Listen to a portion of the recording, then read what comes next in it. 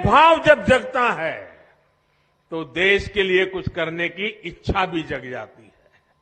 और इसीलिए ये जो प्रयास है ना, वो बीज बो रहा है।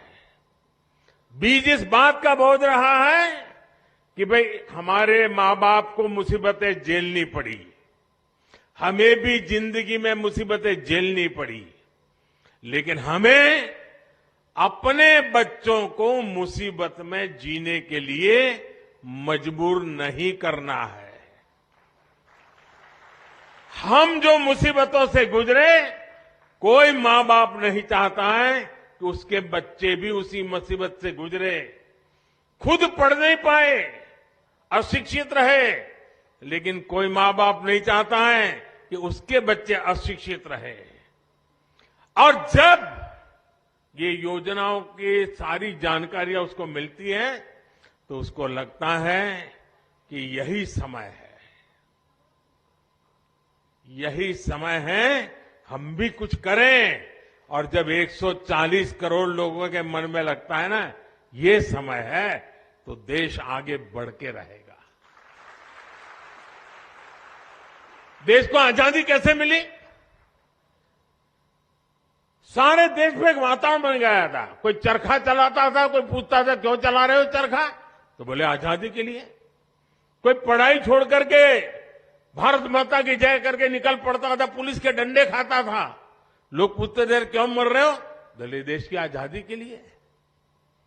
कोई बुजुर्ग की सेवा करता था, कोई पूछता था अरे क्या कर रहे हो भाई, नहीं बोले आजादी के लिए कर रहा हूं। कोई खादी पहनता था, क्यों कर रहे हो, आजादी के लिए। हिंदुस्तान का हर व्यक्ति कहने लगा कि मैं आजादी के लिए काम कर रहा हूं।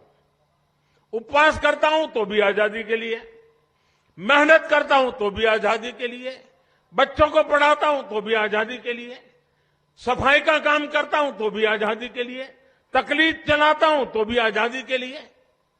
आजादी का ऐसा बुखार चढ़ गया, हर मन में विश्वास पैदा हो गया, अंग्रेजों को भागना पड़ा।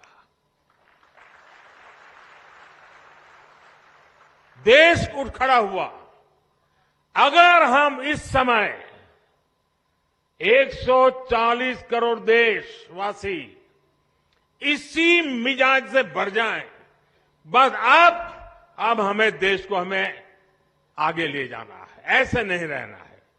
हर एक की जिंदगी बदलनी है, हर एक की शक्ति का सम्मान होना चाहिए, शक्ति का उपयोग होना चाहिए, तो देश को आगे बढ़ाना चाहिए। एक बार ये मन में ये बीज बो रहे ना, आज 25 साल में तो ऐसा वटवृक्ष बनेगा, 2047 में 2047 में विकसित भारत बन जाएगा और बच्चों को फल मिलना शुरू हो जाएगा। ये वटवृक्ष की छाया आप ही के बच्चों को मिलने वाली है। और इसलिए विकसित भारत बनाने के लिए हर नागरिक का मिजाज बनना चाहिए, मन बनना चाहिए, संकल्प बनना चाहिए। और अगर मन बन जाता है तो मंजिल दूर नहीं होती है। और ये विकसित भारत संकल्प यात्रा, ये एक प्रकार से देश का काम है, ये किसी राजनीतिक दल का काम नहीं है।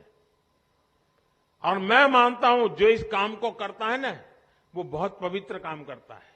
वो दूर से देख रहा है, अखबार में पढ़ रहा है, उसको समझना चाहिए कि मेरी गाड़ी छूट रही है, मैं मौका छोड़ रहा हूं।